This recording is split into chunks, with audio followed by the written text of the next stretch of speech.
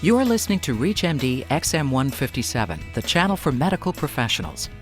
Welcome to GI Insights, where we cover the latest clinical issues, trends, and technologies in gastroenterological practice. GI Insights is brought to you by AGA Institute and sponsored by Takeda Pharmaceuticals North America. Your host for GI Insights is Professor of Medicine at University of Illinois Chicago, Dr. J. Goldstein. A glance at the future landscape of GI practice is not really great. The reason I say that is because the reimbursement is going down, demand is going up. We have a lot of issues in managing practice for the day-to-day practitioner. So my question to you is, really, how are these things going to work out in the future? My guest today is medical management expert Dr. Joel Brill. Dr. Brill is also chair of the AGA Institute's Clinical Practice Management and Economic Committee and chief medical officer of Predictive Health. We look now at the scope of the future of GI. Welcome, Dr. Brill, to ReachMD. Thank you very much, Jay. So tell us, what's the future have for a practicing gastroenterologist? Well, certainly none of us can predict what's going to happen with the elections and how that will impact the practice of medicine. But having said that, there are certainly some threats on the horizon. Many of us have changed our practices in recent years and have focused so much on colorectal cancer screening. And that has not gone unnoticed by both health policy experts, folks at insurers and Medicare who make payments, as well as people in the medical device industry. There are a whole host of new technologies out there that are poised to invade our turf for colorectal cancer screening, and that will have an impact on what we do in the future. We've also seen some recent activity by CMS, Medicare, to regulate what we can do with pathology services. And there was, in fact, a recent court ruling earlier this month in May which reaffirmed Medicare's position to, in effect, outlaw practice that, as some of us know, as client billing or marking up the technical component of services that some of us may provide. And there's some other things on the horizon as well that should certainly give us pause for thought in the years to come. Well, I think you've kind of outlined a bleak future here. Are you telling me that the golden age of gastroenterology is over? You know, I've been a gastroenterologist now for over 20 years, and I think that every one of those years I've heard the same comment, that the golden age of gastroenterology is coming to a close. I'm still waiting for that. No, I don't think the future is totally bleak, but I do think that for those of our colleagues who have staked their future solely on endoscopy, they need to recognize that they may need to broaden their horizons in order to be well-positioned for success in the future years. Well, let's pick up on that and talk a little bit about ambulatory endoscopy centers and their impact on the practice of gastroenterology and reimbursement. Almost, 20-30% of gastroenterologists are associated with one of these freestanding clinics, endoscopy centers rather. Why did they get into it, and what are the problems associated with them now? Many of our colleagues got into ambulatory endoscopy or ambulatory surgery centers for a number of reasons, but I would like to believe that the major reason that we did it was to improve patient care. You can control the scheduling of patients. You have a focused facility that's dedicated to doing endoscopy services only, as opposed to perhaps doing your procedures in a hospital outpatient setting where you might have to share operating room or endoscopy suite time with a number of other physicians, both gastroenterologists as well as non-gastroenterologists. And let's face it, not all procedures need to be done within a hospital setting. And the revolution in the ASC environment over the past 15 years or so has shown us that that's possible. But what has happened? Well, certainly at the beginning of this year's time, Medicare did change the fee schedule and has pegged ASC facility payments to being a percentage of hospital outpatient payments. That will take 4 years to implement and will be fully implemented by the year 2011. Now, it's not going to have a really major effect on what Medicare pays for are core procedures such as a colonoscopy or colonoscopy with biopsy or a polypectomy, reimbursement's going to go down a few dollars. The real impact, however, is going to be on screening colonoscopy because Medicare pays for that differently than they pay for our other endoscopic procedures. And if this continues unabated, by 2011, we could see a significant drop from $445 in 2007 down to $370 in 2011.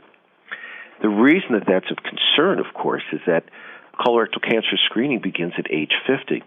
And for a number of commercial insurance companies that base their reimbursement rates off of a percentage of Medicare rates, that could have a significant impact if you've got an ASC and you're spending your time doing a lot of screening colonoscopies on commercial patients, folks in that 50 to 65 year range or so. One of the reasons why you need to diversify. But having said that, ASCs, we've shown that we can provide excellent services to patients in a safe and a caring and a compassionate manner. And let's face it, there are still a ton of patients out there who still need to have colorectal cancer screening.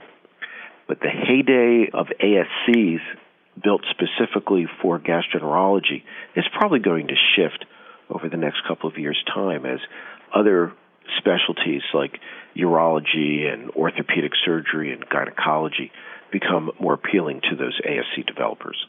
Well, before you go on, if you're just tuning in, you are listening to GI Insights on ReachMD XM 157, the channel for medical professionals.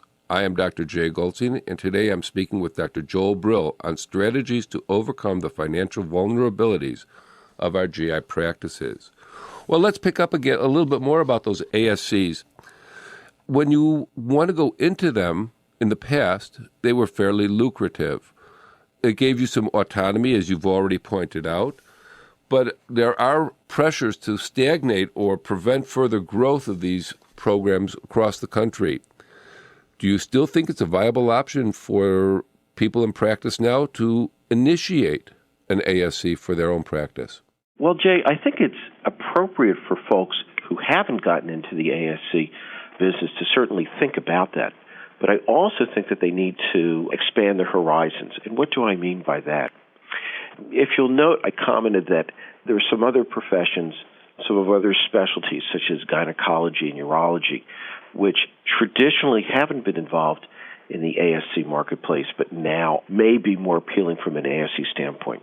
So if you're a group and you're looking to actually build your own ASC, you might want to look at the fact, do you want to build a single specialty gastroenterology only ASC, or do you want to look at the possibility of partnering perhaps with colleagues from other specialties who perform procedures that could be performed in the same space, such as an endoscopy suite? And again, urology and gynecology come readily to mind.